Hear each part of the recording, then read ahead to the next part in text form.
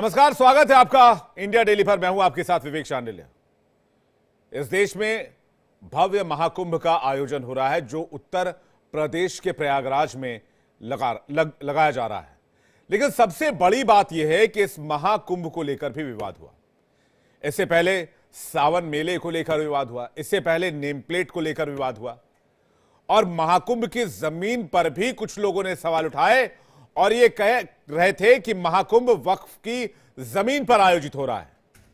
लेकिन अब मौलाना ने अपने बयान से तौबा कर ली है।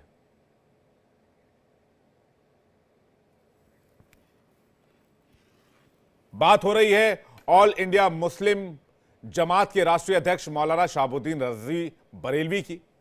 उन्होंने यह कहते हुए विवाद खड़ा किया था कि महाकुंभ वक्फ की जमीन पर हो रहा है, यह दावा प्रयागराज के लोगों का है। लेकिन अब इन्हीं मौलाना का एक और बयान सामने आया है। वो बयान जिसमें महाकुंभ में आए श्रद्धालुओं के लिए फूलों का स्वागत भी है, मुख्यमंत्री योगी आदित्यनाथ के लिए मुबारकबाद भी है और वो सवाल भी है जो मौलाना ने वक्फ बोर्ड पर उठाए हैं। एक रिपोर्ट आपको दिखाते हैं।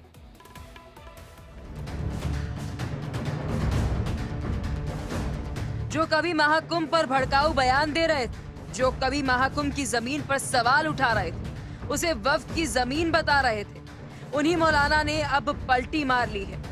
अब महाकुंभ के नाम पर मौलाना आग नहीं उगल रहे हैं, बल्कि ये कह रहे हैं कि जहां जहां से साधु संत गुजरेंगे, मुस्लिम भाई उनका फूलों से स्वागत करेंगे। कुंभ मेले में आए हुए तमाम श्रद्धालुओं और साधु संतों को मैं तहे दिल से शुभकामनाएं देता हूं कि खैर व आफियत के साथ, अमन और शांति के साथ महाकुंभ मेला संपन्न हो।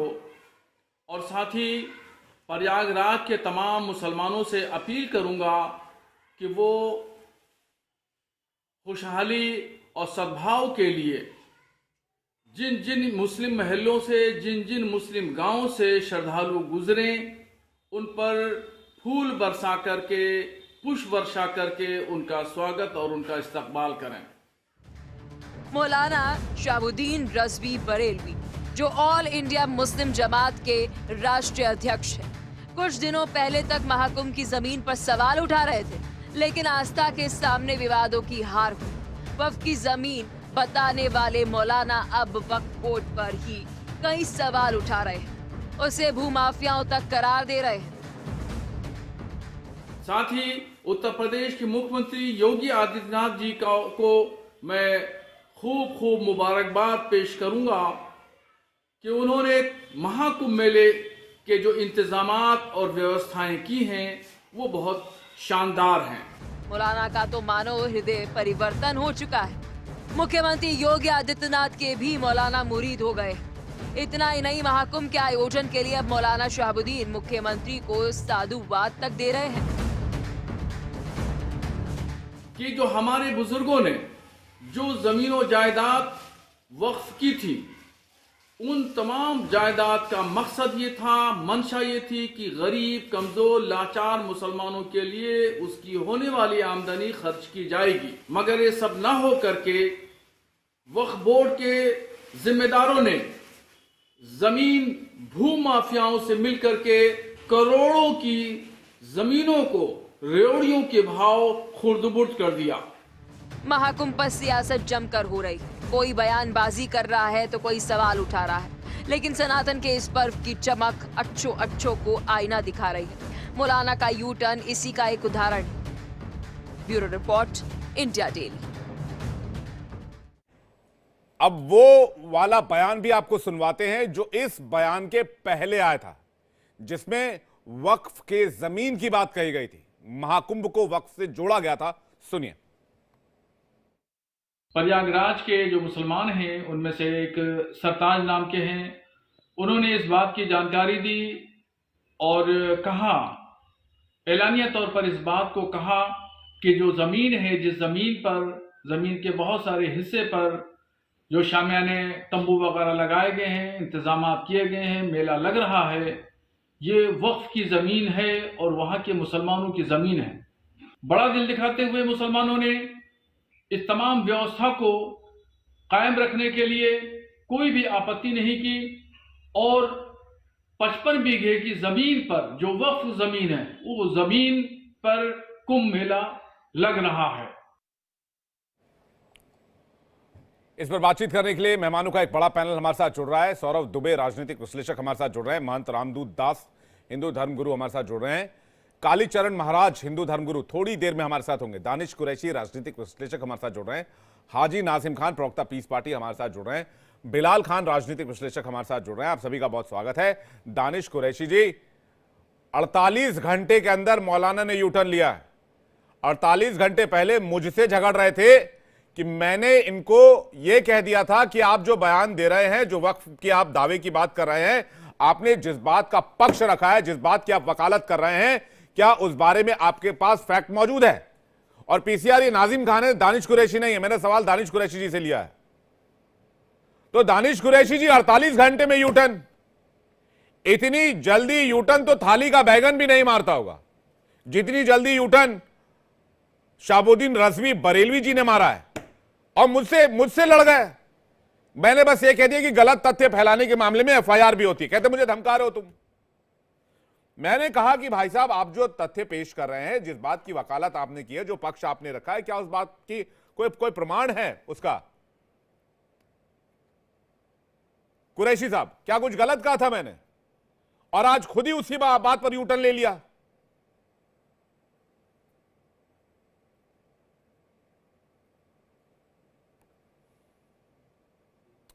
मुझे लगता है दानिश कुरैशी तक आवाज दी जा रही है। इस वक्त हमारे साथ कालीचरण महाराज जुड़ रहे हैं, हिंदू धर्मगुरु, उनके पास चलते हैं।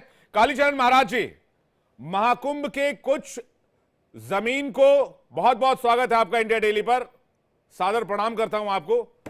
महाकुंभ के कुछ जमीन को वक्फ की प्रॉपर्टी की बात कही गई, कह रहे वक्फ की प्रॉपर्टी पर हो रहा है, तो इस बात को आप कैसे देखते हैं?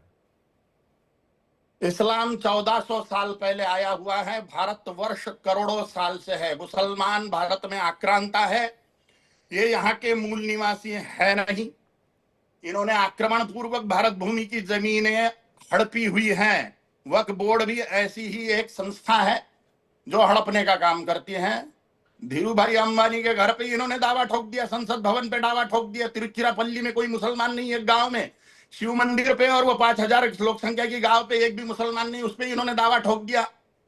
तो ये हड़पने का काम करने वाला है ये बोर्ड, और ये आक्रांता है। भारत में सारे के सारे मुसलमान हिंदुओं के जबरदस्ती मुसलमान बनाए हुए हैं, और अब इनको भारत को हड़पना है। इन्होंने पाकिस्तान, बांग्लादेश हड़प लिया। इसी प्रकार से इनके इस प्रकार से दावे होते हैं। इन दावे की तरफ हमें बिल्कुल भी ध्यान नहीं देना चाहिए। अपना धर्म कार्य, राष्ट्र कार्य करते जाना चाहिए। जी, योगी आदित्यनाथ जी ने एक प्रोग्राम में कहा, उत्तर प्रदेश के माननीय सीएम ने, कि वक्फ बोर्ड नहीं, ऐसा लगता है भूमाफियाओं का बोर्ड बन गया हो। निस्संशय ये माफिया लोग ही हैं, और ये भारत को पूरी तरह से इस्लामिक बनाना चाहते हैं, गजवाए हिंद करना चाहते हैं, भारत में शरिया कानून लागू करना चाहते हैं। इसलिए इस प्रकार से दावे ठोकते जाते हैं। और 2014 की पहले की सरकारें, 2014 के पहले की सरकारों के ये पाप है, ये पाप रूप है ये सब। तो इन्होंने ये पाप कर्म करके रखा है। अभी हिंदुओं को खामियाजा भुगतना पड़ रहा है। किस तरह के पाप कर्म, किस ओर इशारा करना चाह रहे हैं आप? ये बोर्ड ही पाप है एक प्रकार का, कांग्रेसी सरकार का। कांग्रेस की सरकार ने ये बोर्ड बनाया हुआ है धर्म के नाश के लिए, हिंदुत्व के नाश के लिए, राष्ट्र के नाश के लिए, हिंदुस्तान के नाश के लिए। ये इनका पाप है जो भुगतना पड़ रहा है हिंदुओं को। लेकिन योगी जी जैसे सरकार, योगी सरकार जैसी सरकार, मोदी सरकार जैसी सरकार इससे निपटने के लिए सक्षम है, हमारा विश्वास है। एक सवाल यह भी आपसे कि जरा दर्शकों को बताइए, जो लोग आपको देख रहे हैं इस वक्त, जो लोग आपको सुन रहे हैं इस वक्त, महाकुंभ की शुरुआत कब कैसे हुई थी और क्यों इसको वक्त से जोड़ा गया? कहां से हुई इसका कोई भी आप छोर नहीं देख सकते, क्योंकि सनातन धर्म सनातन है। सनातन शब्द का अर्थ ही है जो था, है और रहेगा। इसका कोई आदि नहीं, इसका कोई अंत नहीं। ये जब से सृष्टि बनी हुई है तब से शुरू है, और तब तक के शुरू रहेगा जब तक के सृष्टि चलती रहेगी। ये जगत चलता रहेगा, ये ब्रह्मांड यूनिवर्स चलता रहेगा। ब्रह्मांड की उत्पत्ति के साथ में ही सनातन संस्कृति, सनातन देव संस्कृति, सनातन धर्म संस्कृति, हिंदू संस्कृति का उदय हुआ है। इस मोक्ष मार्ग का उदय हुआ है। और ये निरंतर ऐसे ही विस्तार को प्राप्त होगा सृष्टि के अंत तक के। अनादि अनंत होने के कारण सनातन, सनातन शब्द का अर्थ ही है और रहेगा। नहीं, लेकिन जिस तरह से आकार छोटा होता है, अगर आप देखेंगे, आपने जैसा कि कहा कि भाई आपने पाकिस्तान बंटवा लिया, बांग्लादेश बंटवा लिया, पहले अफगानिस्तान तक, हिंदू कुश पर्वत तक भारत का हिस्सा हुआ करता था, ताजिकिस्तान के इलाके तक भारत हुआ करता था, फिर आप इधर नीचे बांग्लादेश देख लीजिए। तो ये जो हिस्से बंटते चले गए, तो आप ये कह रहे हैं ये प्रोसेस यही है, और ये भारत गजवाए हिंद की प्रोसेस है, गजवाए हिंद की प्रोसेस है, जिसमें लोक संख्या बढ़ाओ और अलग देश मांगो, लोक संख्या बढ़ाओ और अलग देश मांगो। हमारे सामने की घटना है, पहले तो ईरान, इराक, अफगानिस्तान, पाकिस्तान, बांग्लादेश ब्रह्मदेश हो गया, इसमें से पाकिस्तान, बांग्लादेश हमारे आंखों के सामने की घटना है। अब कश्मीर मांगने लग गए थे, अभी केरल टूटने की कगार पे है, पश्चिम बंगाल टूटने की कगार पे है। ये गजवाए हिंद की प्रोसेस है। लोक संख्या बढ़ाओ और देश अलग मांगो। ये मुसलमान लोग जो है, ये वक्फ बोर्ड के लोग जो है, ये देशद्रोही लोग हैं, जो देश के टुकड़े कर रहे हैं। जो देश को तोड़ता है वो देशद्रोही होता है। ये कौम ही देशद्रोही है, जो इन्होंने देश के टुकड़े करे। हिंदुओं को सावधान होना चाहिए और हिंदुत्व की और राष्ट्र की सुरक्षा के लिए निरंतर प्रयत्नशील होना चाहिए। वोटर बैंक बनना चाहिए हिंदुवादी, जिससे योगी जैसे राजा बार बार सत्ता में बैठे। आप पूरे कौम की बात कर रहे हैं, जबकि संविधान हमारे देश में हर कौम को बराबरी का दर्जा देता है। बात कर रहा हूं मैं, पूरे के पूरे 100% मुसलमानों की बात कर रहा हूं। सऊदी अरेबिया से आए हुए मुसलमान मुट्ठी भर थे। यहाँ के जितने भी सारे के सारे 100% मुसलमान कन्वर्टेड मुसलमान हैं, हिंदुओं से मुसलमान बने हुए हैं। लेकिन इनको मदरसों से निरंतर कौमी मजहबी तालीम है, हिंदू द्वेष सिखाया जाता है, गजवा सिखाया जाता है, जिहाद सिखाया जाता है। हिंदुत्व के नाश के लिए कुरान में लिखी हुई चीज है, सूरे तौबा सूरा नंबर 9 आयत नंबर 5, जहां पर काफिर मिले उसका कत्ल करो। काफिर कौन है? सभी गैर मुस्लिम काफिर हैं, उनको मार डालने का आदेश है कुरान में। यही गजवा है। इनको शरिया कानून लागू करना है देश में, इसलिए देश के टुकड़े करते जाते हैं और बचे हुए राष्ट्र में शरिया की मांग करते हैं। और ये मुस्लिम वक्फ बोर्ड जैसे जो बोर्ड बनाए हुए कांग्रेस ने, ये देश के सत्यानाश के लिए बनाए हुए हैं, हिंदुओं के सत्यानाश के लिए बनाए हुए हैं। लेकिन इस देश का संविधान तो हर धर्म को बराबरी का दर्जा देता है महाराज। डॉक्टर बाबा साहेब आंबेडकर ने सेक्युलरिज्म शब्द या सर्वधर्म समभाव, इस प्रकार के कोई शब्द गढ़े नहीं। ये इंदिरा गांधी की करतूत है जिसने संविधान बदल दिया। 144 बार संविधान को बदला गया है कांग्रेस सरकार में। और ये सेक्युलरिज्म और ये सर्वधर्म समभाव जैसे दस्कट उसमें डाले हुए, ये फालतू की बातें डाली हुए। सभी धर्म ही नहीं है तो सर्वधर्म समभाव काय का? इस्लाम और क्रिश्चियनिटी धर्म ही नहीं है। धर्म शब्द का अर्थ है अध्यात्म विज्ञानम जीवनाधारयते इति धर्म।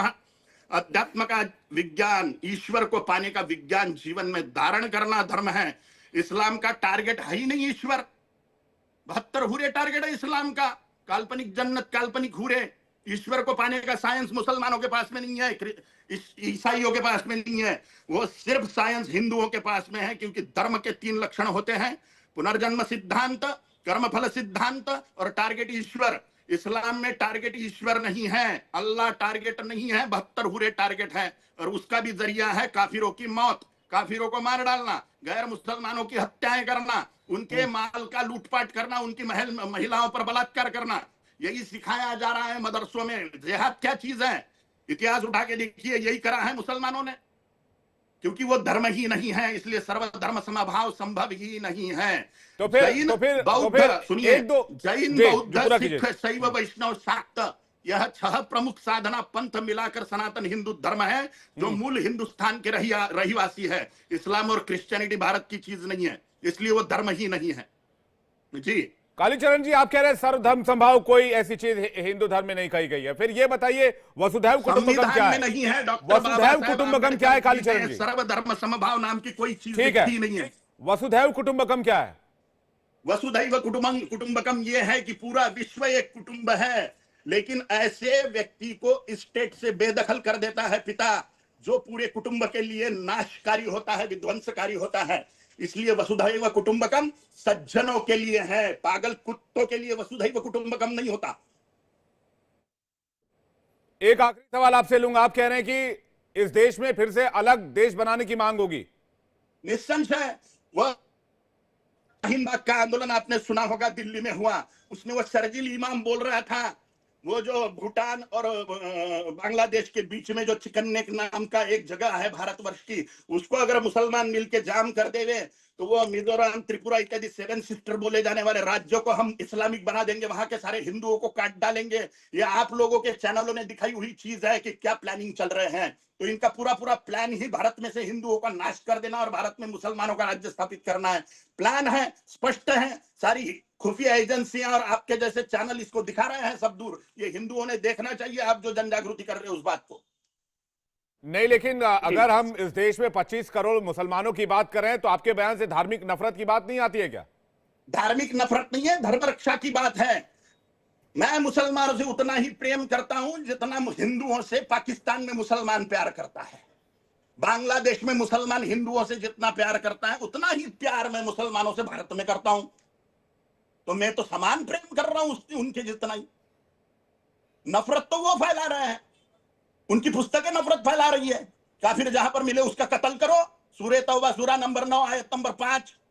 और असली मुसलमान वो है जो कुरान को फॉलो करता है, और मुसलमान कुरान को फॉलो करते हैं, इसलिए काफिरों के मर्डर के प्रयास होते हैं। काफिर कौन है? जो मुसलमान नहीं, वो सबके सब काफिर हैं। तो आप ये कह रहे हैं सबको मार डालना चाहते हैं? निस्संशय असली मुसलमान कुरान फॉलो करेगा और कुरान की ऑर्डर है, काफिर जहां पर मिले उसका कत्ल करो। काफिर मानेगा मुसलमान। ठीक है कालीचरण जी, शुक्रिया आपका हमारे साथ जुड़ने के लिए और अपना कीमती वक्त देने के लिए। बहुत बहुत धन्यवाद, आप हमारे साथ जुड़े।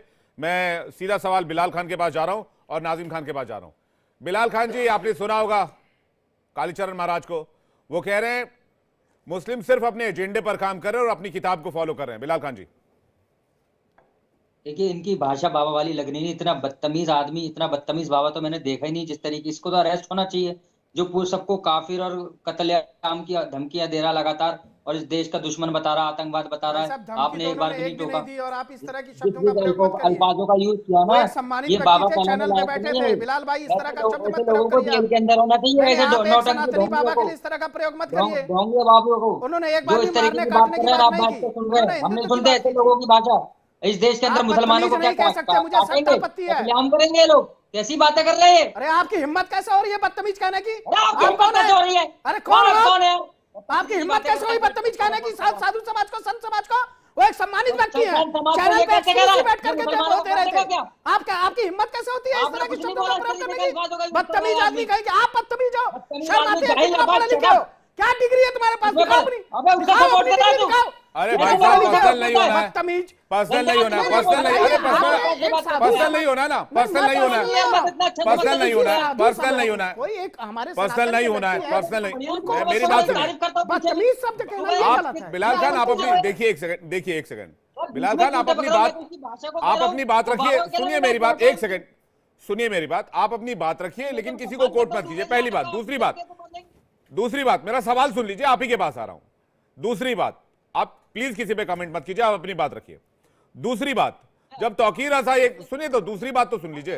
दूसरी बात जो कह रहा हूं, जब तौकीर रजा ये कहते हैं कि इस देश का मुसलमान सड़कों पर उतर आया तो फिर इस देश की सरकार भी रोक नहीं पाएगी, तो क्या उस जैसे नेता पर फूल बरसाए जाने चाहिए? ये देश हमारा भारत दोनों तरफ से इस तरह की बातें की जाती है ना बिलाल खान जी। गुंडा देखिए, बिल्कुल विवेक भाई, हम जो बात कर रहे थे, जिस तरीके से हम यहाँ बैठ के सुन रहे थे ना, वो हमें इतना बुरा लग रहा था कि हमें सारी चीजें समझ में आ रही है वो क्या करना चाह रहे हैं। और मैं दुबे जी इसमें जो बीच में बोले, मैंने उनके लिए कुछ नहीं बोला, ना किसी और के लिए बोला, लेकिन मैं अपनी बात रखता हूँ। जो मुसलमानों को उतरने की एडवाइस दे रहा है कि रोडों पर उतर देंगे, बिल्कुल गलत। ये देश भारत के संविधान से चलेगा। अगर कोई गलत करेगा, कोई पत्थर चलाएगा, कोई गोलीबाजी करेगा और कोई मुसलमानों को काटने की बात करेगा, उसको FIR होगा, जेल होना चाहिए, चाहे वो ये बाबा हो या मौलाना हो। आपको बुरा लग रहा था ना, आपको बुरा लग रहा था, यही बात जब बोली गई यहाँ पर अभी 2 दिन पहले ही हमारे जो है एंकर साहब से, वो किस प्रकार से उनको धमकाया जा रहा था, वो किस प्रकार से टिप्पणियां कर रहे थे, जबकि वो एक गलत, आज उन्होंने अपने शब्द वापस ले लिए उस मौलाना साहब ने, जो उन्होंने बयान दिया था वक्फ बोर्ड को लेकर के कुओं के ऊपर, वो भी ऐसे ही टिप्पणी कर रहे थे। लेकिन हमने नहीं बोला कि वो बदतमीज, जाहिल, इस तरह के शब्द। हम ये कह रहे हैं अगर आपको आपत्ति है अपनी बारी बोलिए, लेकिन कोई साधु, एक लोग कालीचरण महाराज जो है वो सम्मानित महाराज हैं, कालीचरण महाराज भी एक सम्मानित महाराज हैं, और राष्ट्रीय चैनल पे अगर बैठे हैं तो राष्ट्रीय चैनल जो है उसकी जिम्मेदारी लेता है, आप मान के चलिए। लेकिन इस तरह से डायरेक्ट बदतमीज कहना ये ठीक नहीं है मेरे भाई। अगर आपको उनके किसी शब्दों से कष्ट हुआ हो, अगर आपको उनके किसी शब्दों से कष्ट हुआ हो, तो आपको जो करना है वो कर लो, आपको जो करना है वो कर लो, क्योंकि उन्होंने एक शब्द भी इस्लाम के अपमान में नहीं कही। अगर आपने ध्यान से सुना होगा, उन्होंने एक शब्द भी इस्लाम के अपमान में नहीं कही। उन्होंने बड़ा अच्छा जवाब दिया वहां पर कि मैं उतना ही मुसलमानों से प्रेम करता हूं जितना पाकिस्तान में हिंदुओं से किया जाता है। कितना अच्छा जवाब था। उन्होंने तो एक बार भी मुस्लिम का जो है वो ऐसा कोई बयान नहीं दिया। नहीं, आप लोग जो है ना शब्दों का प्रयोग करिए चैनल पे बैठ के, समझ रहे हैं ना, स्क्रीन पे हिंदुस्तान में बैठे हैं। मान रामदूत सौरभ दुबे, एक सेकंड, मान रामदूत कुछ कहना चाह रहे हैं, नाजिम खान स्क्रीन पे प्लीज, मान रामदूत, नाजिम खान। एक सीधा सवाल बिलाल खान से, क्या आपने कुरान पढ़ी है? बिल्कुल पढ़ी है, अल्हम्दुलिल्लाह पूरी पढ़ी है, बताइए। सूरा नंबर 9 आयत नंबर 5 क्या कहती है, जिसको कोट किया कालीचरण ने? मैं बता रहा हूँ, कालीचरण जी ने बिल्कुल गलत कोट किया।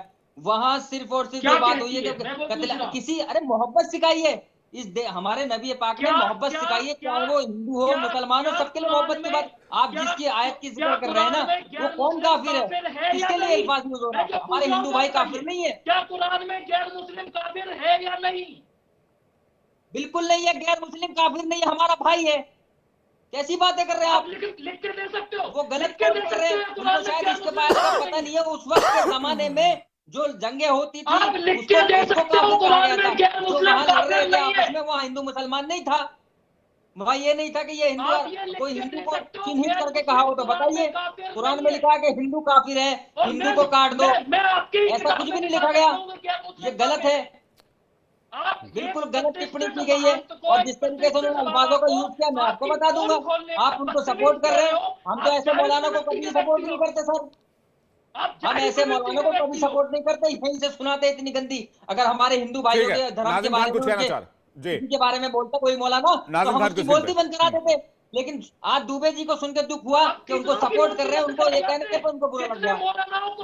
नाजिम खान जी, कोई बात नहीं, दुख होना चाहिए, दुख होना चाहिए, दुख में रहो भाई, रोते रहो, कोई समस्या नहीं। आपको होना चाहिए रे दुख। अरे आपको दुख हो रहा है भाई। नाजिम खान आप एक सेकंड स्क्रीन पे, एक सेकंड, नाजिम खान जी जल्दी से स्क्रीन पे, नाजिम खान, सौरभ दुबे स्क्रीन पे, रामदूत जी मैं वापस आ रहा हूँ, नाजिम खान स्क्रीन पे सौरभ दुबे के साथ। दुबे जी बोलो का काट मैं आ रहा हूँ बिलाल खान, दुबे जी हमेशा हंसते हैं। नाजिम खान जी बढ़िया एकदम, नाजिम खान जी मेरी हंसता रहता हूँ मैं भाई। देखिए, हाँ सुनिए भाई, सर एक्सपेक्ट करता हूँ, जस्ट ध्यानपूर्वक सुन लीजिए। देखिए, जिस तरीके से कालीचरण ने मुसलमानों के लिए जिस तरीके के अपशब्द कहे, उसका मैं खंडन करता हूँ। कालीचरण के वो आचार्य या गुरु होंगे आप लोगों के, हम लोगों के लिए नहीं है। लेकिन शौर्य दुबे जी जिस तरीके से आप उनका फेवर करें, मुझे भी आपका खंडन करने की जरूरत पड़ी है भाई। भारतीय मैंने उनकी किसी बात का समर्थन पहली बात नहीं किया है, लेकिन मैं ये कह रहा हूं कि आप उनको अपशब्दों का प्रयोग मत करिए। मैं ये कह रहा हूं, वो एक साधु संत समाज से हैं और मैं सम्मान करता हूं उनका। संत का भी चारों में मतभेद हो सकते हैं, मतभेद को अच्छे शब्दों के साथ उनको पहले पूरा कर दीजिए। हाँ सौरभ भाई, साधु संत कभी आतंकी बात नहीं करते। जिस तरीके से अभी ये गलत है, फिर बदतमीजी कर रहे हो आप। आतंकी शब्द का प्रयोग नहीं करो, आतंकी वाला शब्द मत प्रयोग करो आप, ये मत करिए आप अपना तार्किक रूप से जो बात करनी है वो रखिए। आप साधु संतों पे आपत्तिजनक टिप्पणी मत करिए। आप हो सकता है उनकी बातों से सहमत नहीं हो सकता है, लेकिन आप कम से कम शब्दों की मर्यादा बना के रखिए। ये आतंकवाद, आतंकी शब्द जो है ये बहुत ही दुर्भाग्यपूर्ण है, ऐसा शब्द मत प्रयोग करिए आज बात। किसी भी समुदाय से आते हो जो मानवता को नुकसान पहुंचे, जो मानवता को खत्म करने की बात करे, वो इंसान नहीं होता, वो आतंकी है। मैं आपके चैनल पे खुले मन से कह रहा हूँ कि अगर कोई भी किसी भी समुदाय को लेकर टारगेट करे, चाहे हिंदू भाई को लेकर करे या मुस्लिम भाई को लेकर, अगर किसी को खत्म करने की बात करता है तो वो है। इंसान कभी भी किसी को मारने की बात नहीं करता। हमारे भारत की तो बड़ी खूबसूरती है शौरभ भाई कि गंगा जमनी तहजीब, हिंदू भाई मुस्लिम भाई सब एक साथ रहते हैं। लेकिन ये तो बोलो असुद्दीन ओवैसी आतंकी है, बोलिए आप, फिर बोलिए। अगर उनके भाई जो है मारने काटने का बयान कई बार दे चुके हैं। बोलिए आतंकी है उनके भाई जो है, बोलिए। सुन लीजिए, असदुद्दीन ओवैसी साहब के मैं दिल से रेस्पेक्ट करता हूँ, बड़े अच्छे सम्मानित। अरे वाह, अच्छा। हाँ देखिए, संविधान को जिस तरीके से वो रखते हैं, शायद मुझे लगता है कालीचरण जी के पास वो संविधान नहीं था, वो मनुस्मृति की बात कर रहे थे, जिसकी मनुस्मृति का आप समर्थन कर रहे थे। अभी उन्होंने सूरत नंबर कुरान शरीफ के आयत के 9 नंबर का जिक्र करा था। मनुस्मृति पढ़ी है आपने कभी? अरे मैं बता रहा हूँ, उसका पूरा आपको बता दो। आयत नंबर 9 का जिस तरीके से जिक्र करके, आयत 9 नहीं है, आयत 5 है, सूरा 9 है। नाज़िम भाई आपने पढ़ी है? अरे सुन लीजिए, उन्होंने सूरत आयत जो 5 का नंबर का जिक्र भी करा, तो मैं काफी सबकी बात। सूरा 9 है, आयत 5 है। हाँ सुन लीजिए, जो कालीचरण बोल के गए, मैं तो उन्हीं की बात कर रहा हूँ भाई। हाँ वही उन्होंने सूरा 9 आयत 5 की बात की है। हाँ सुन लीजिए, मैं कहता हूँ काफिर शब्द का इस्तेमाल करा गया। काफिर शब्द का मतलब ये नहीं है कि भारत के हिंदुओं के लिए काफिर शब्द का इस्तेमाल हुआ। ये तो कुछ नफरती चिंटू हैं जो भारत के अंदर आकर इस तरीके की बातें करते कि काफिर हिंदुओं को कह के मुसलमानों के खिलाफ नफरती चिंटू एक नफरत का माहौल पैदा करने की कोशिश करते हैं। अब देखिए, नफरती लाखों लोग गली गली सर तन से जुदा के नारे लगा रहे थे, ये भी नफरती चिंटू थे। यही है नफरती चिंटू। सुन लीजिए भाई, जो धार्मिक नारा जय श्री राम का नारा लगाते, जो बड़ा पवित्र नाम है, एक धार्मिक नारा लगा के नियत के मुसलमान की मॉब लिंचिंग कर देते, वो भी नफरती चिंटू है। अगर आप सरतन से जुदा वाले थे कि नहीं थे? जो जय फिलिस्तीन बोल रहे हैं वो भी नफरती चिंटू हैं। जय फिलिस्तीन वाले भी बोलिए, जय फिलिस्तीन भी जो एक साथ बोलेगा आवाज नहीं आएगी ना। अब आप या फिर आप इधर बैठ जाए, मैं उधर बैठता हूँ। अरे 2 साधुओं को गाली दे रहे हैं लोग, आतंकवादी कह रहे हैं, आप बर्दाश्त कर सकते हैं भैया? मैं थोड़ी ना बर्दाश्त कर सकता। मैं कौन सा बर्दाश्त कर रहा हूं? मैं हिंदू हूं, मैं बर्दाश्त नहीं कर सकता। नहीं, मैं आपकी व्यवस्था है, आपकी व्यवस्था है, आपको बैलेंस करना है। आप पत्रकार हैं, मुझे क्या बैलेंस करना है? आपकी मजबूरी है, मैं समझ सकता हूं। आप पत्रकार हैं, आप बैलेंस करना पड़ा। मैं मीडिएटर हूं, I am the media, I am the journalist. Exactly you are a journalist. मैं संविधान की बात मानूंगा ना, मैं सेक्युलरिज्म देखूंगा ना, आपको बैलेंस करना है। सुनूंगा, मुझे नहीं बैलेंस करना है। मेरी भावनाओं को ठेस पहुंचेगा, संविधान बैलेंस करता है। मेरी भावनाओं को ठेस पहुंचेगा तो मैं हाथ दूंगा। अगर कोई साधु को आतंकवादी कहेगा, कोई नहीं कह रहा, वही बाबा जिनका आपने एक्सक्लूसिव लिया, उन्होंने कहा कि ये आतंकी भाषा से, हाँ, तो उनको भी मैंने क्वेश्चन किया। मैंने उनको क्वेश्चन किया, क्या आप संविधान से अलग बात नहीं कर रहे? व्यक्ति ने बदतमीज कह दिया उनको। इस तरह का अपमान साधुओं के लिए बर्दाश्त नहीं कर सकता। आपने उनको बहुत सह चुके हैं अपमान, कोई अपमान नहीं हो रहा। विक्टिम कार्ड कहीं और खेलिएगा, अब नहीं सहेंगे। विक्टिम कार्ड कहीं और खेलिएगा। नाजिम खान हाँ विवेक भाई, क्या सौरभ भाई वाकई में हिंदू है? भाई जिस तरीके से बात कर रहे हैं कि हिंदू है, भाई हम तो भारत के अंदर सनातन धर्म देख रहे हैं, सनातन वाले हैं, कोई हिंदू तो है नहीं। तो फिर सौरभ दुबे भाई, आप कौन से हिंदू हैं? आप हिंदू हैं या हिंदू तत्व का यहाँ पर कार्ड खेलने की कोशिश कर रहे हैं? सौरभ भाई देख लीजिए, आप भारतीय हैं, मुझे तो अब शक होने लगा। बोल लूं मैं बीच में अब है या नहीं? अरे मैं तो हिंदू हुई भाई, आप भी हिंदू हो, आपके भी पूर्वज हिंदू थे। खा लीजिए पहले। हिंदू जैसे गंभीर, नहीं खा रहा हूं, दिल्ली से आ रहा हूं, खांसी आ रही है मुझे जी, खांसी की दवा लिया हूं भाई साहब। हिंदुत्व जैसे गंभीर मुद्दे पे आप चॉकलेट खा के डिबेट कर रहे हैं, बताइए। और आप कह रहे हैं बहुत गंभीर मामला हो गया। नहीं सुनिए, मैं अपमान बर्दाश्त नहीं करूंगा। मैं भी हिंदू हूं नाजिम भाई, आप भी हिंदू हैं, आपके पूर्वज हिंदू थे। आप अपने घर को जांचेंगे परखेंगे तो पता चलेगा कि आप भी हिंदू थे। आपका बस चले तो आप तो नाजिम खान का डीएनए टेस्ट करवा देंगे। बिल्कुल होना चाहिए, अगर उनको अगर है उनको पता करना हो तो करवा सकते हैं। संविधान का क्या काम है जब आप भी उन्हीं की भाषा बोलेंगे? सर अगर उनको वो स्वयं स्वीकार करेंगे कि उनका डीएनए होना चाहिए तो करवा देंगे। जी मानतराम जी। विवेक भाई, विवेक जी नाजिम खान एक सेकंड डिबेट में पूरे होने जाते थे। डिबेट में यही नाजिम खान साहब कह रहे थे रिजवी जी के उस पर लेके कि हमने कुंभ में जजिया कर नहीं लगाया। आज इनके मौलाना तो बैकफुट पे हो गए। अब क्या इन्हें इतनी बड़ी बात कहने में यहाँ माफी नहीं मांगनी चाहिए? कल तो ये मुआवजे की मांग कर रहे थे वहां उसी वक्त की जमीन पे जिसपे इनके मौलाना बैकफुट पे हो गए। तो अगर एक संत अगर अधिकार की बात करता है तो इन्हें आतंकवादी लगता है। एक संत इनके धर्म पे अगर प्रश्नवाचक चिन्ह लगाता है गलत तरीके से कुरीतियों पे तो इन्हें वो आतंकवादी लगता है। लेकिन कल इसी डिबेट पर ये बैठ के कुंभ की जमीन को अपना बना के उस पर मुआवजे की बात कर रहे थे, जजिया कर की बात कर रहे थे। आज क्या इन्हें माफी नहीं मांगनी चाहिए इसके लिए यहाँ पे जो ये इतनी बातें करते हैं? रामदेव जी आप सुन लीजिए भाई, आप सुन लीजिए, मैंने आपको बड़े ध्यान से सुना। देखिए मैं पढ़ता हूँ कि ला इलाहा इल्लल्लाह मुहम्मदुर रसूलुल्लाह। देखिए भाई मैंने अपना कलमा पढ़ा और देखिए मैं तो अल्लाह की इबादत करता हूँ। मेरा अल्लाह एक मेरा नबी एक, मेरा कुरान एक। अरे मैंने जो पूछा वो बताइए। आप कल मुआवजे की मांग कर रहे थे, आप जजिया कर की मांग कर रहे थे, क्या आपका मौलाना बैकफुट पे हो गया? क्या वो गलत था?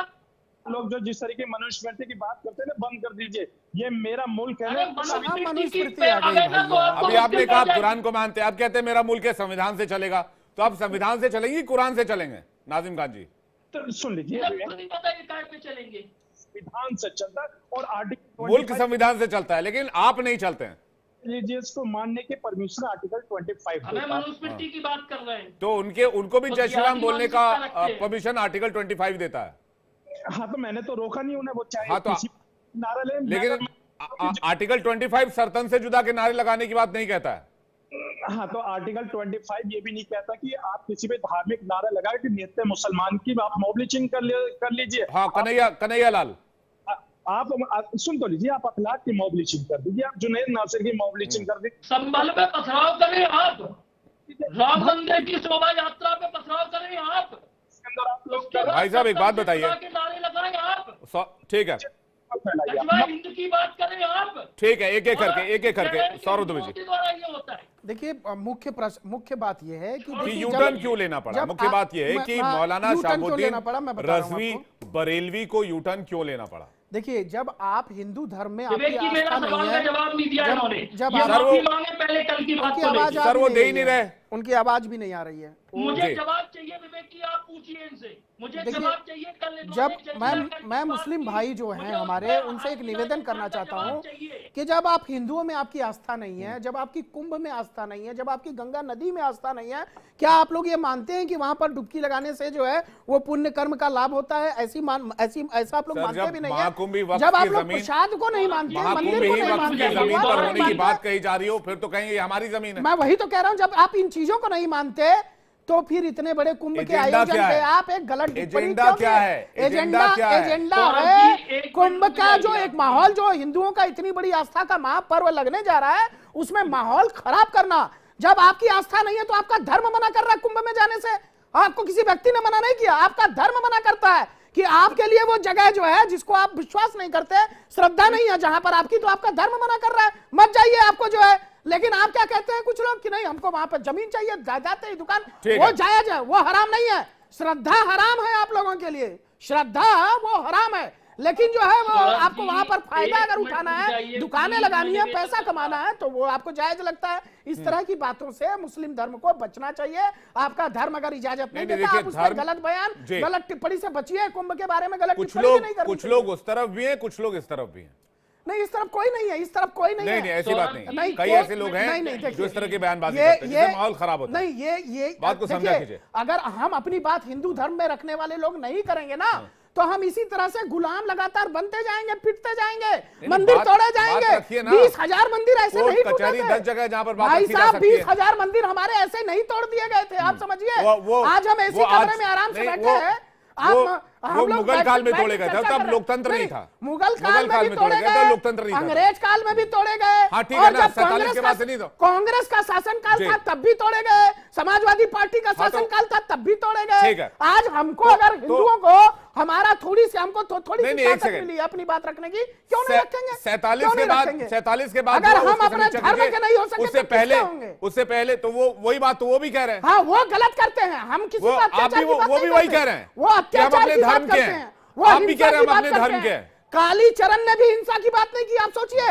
एक यहाँ पर जो हमारे यहाँ कट्टर जो साधु होते हैं ना, वो भी कभी हिंसा की बात नहीं करते, वो कट्टरता धर्म के प्रति बात रखेंगे। लेकिन ये लोग तो ठीक है, चलिए। सरपंच आप सभी से मेहमानों जुदा का करने बहुत की बहुत बात धन्यवाद करते हैं। हमारे साथ जुड़ने के लिए। डिबेट में फिलहाल इतना ही वक्त था।